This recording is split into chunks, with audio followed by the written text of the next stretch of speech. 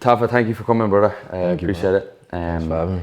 Yeah, I'm excited to dive deep into this and talk to you about the last 10 weeks. It's been Yeah. 10 weeks. It's been 10 weeks, yeah? It's been 10 weeks. Wow. Bring me back to, or well, first off, introduce yourself and tell the audience what you do. Man of many talents. The man yeah, I'm Tafa. Where am I looking at? Am I looking at the Me. camera? Me, brother. Right. But yeah, I'm Tafa, as you all know. I had before, so I have got a job now, but before I started the job, as you all know, I had like a little marketing agency business. Well, I still do, but yeah, I was doing that, and then I got a full-time job, and then also mad into fitness too, the gym. So yeah, that's about me. Like, Bring me back then, 10 weeks ago.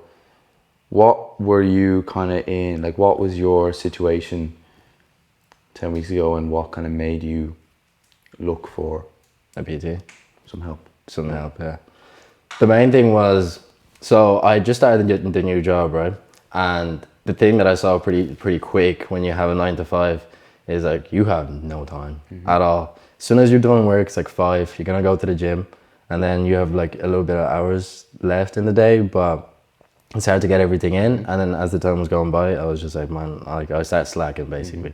And I was like, I need some sort of accountability, because after you're done, you're kind of tired and you just want to go home. So I was like, yo, I need somebody to kind of be like, get to the gym. Yeah. So, and then you just kind of started this new program too. And I was like, yeah, this makes sense. So I just decided to give you a buzz there. And I think, like, you know, we just talked about it, how initially we were focused on the physical aspect of it and in the gym.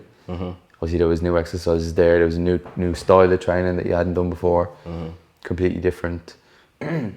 What kind of made you join? Like, what was the real push that you needed, or was there anything that really made you, you know what, this is the right time to actually start?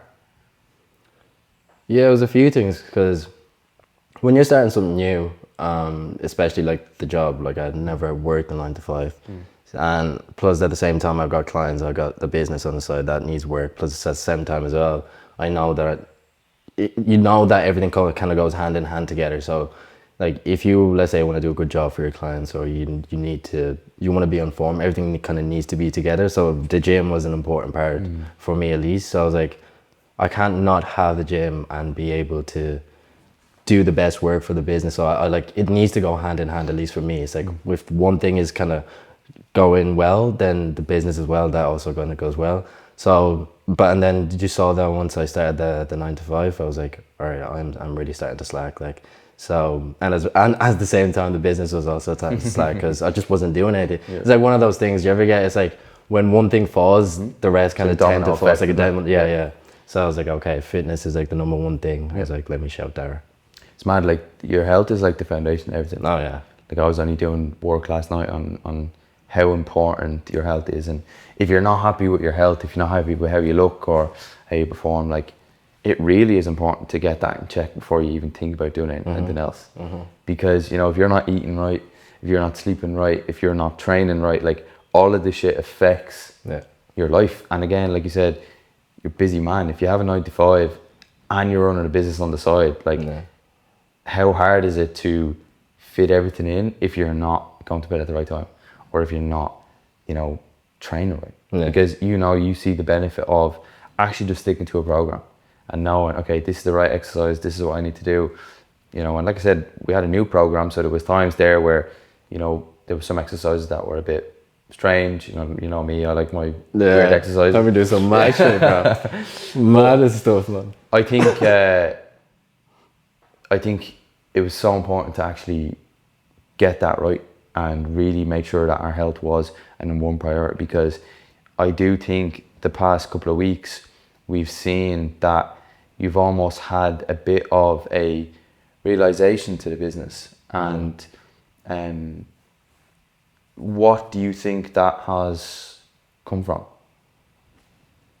The biggest realization? Yeah. A lot of things, man. The main thing, and I'm not blowing smoke up your ass here, but genuinely the credit where it's due is the mindset stuff. Like it's massive. Like there is the physical aspect of, you know, going to training, just getting it done, what needs to be done.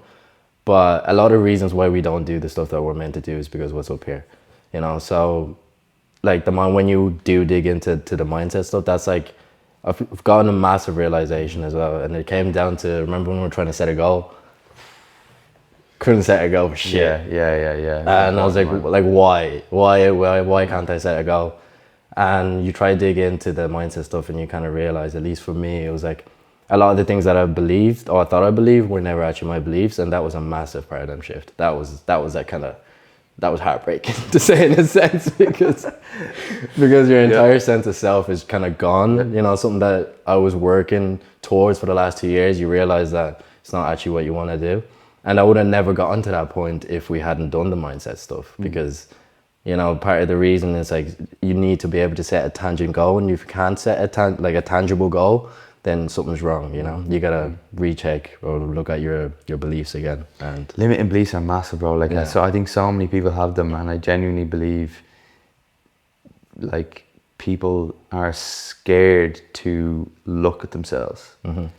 And you know, it's one of the first things we do is when we set a goal, we have to figure out like the person who can actually achieve that goal. And if you're not the person, like it's not going to happen. You know what I mean? And I think people are scared to look at themselves because they're scared to realize how, let's say, inadequate they are. You know, they may have this goal that maybe that's been forced upon them, and then they realize that they can't achieve it because something's stopping them.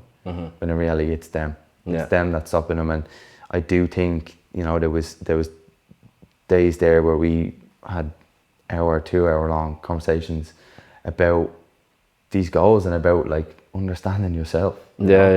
And it's crazy how, like, you know, you come and I think so many people go to a coach and just want a single result. They want to lose 10 kg or they want to get shredded, they want to put on size or whatever, when in reality there's so many other aspects to a physical goal that other coaches don't really consider.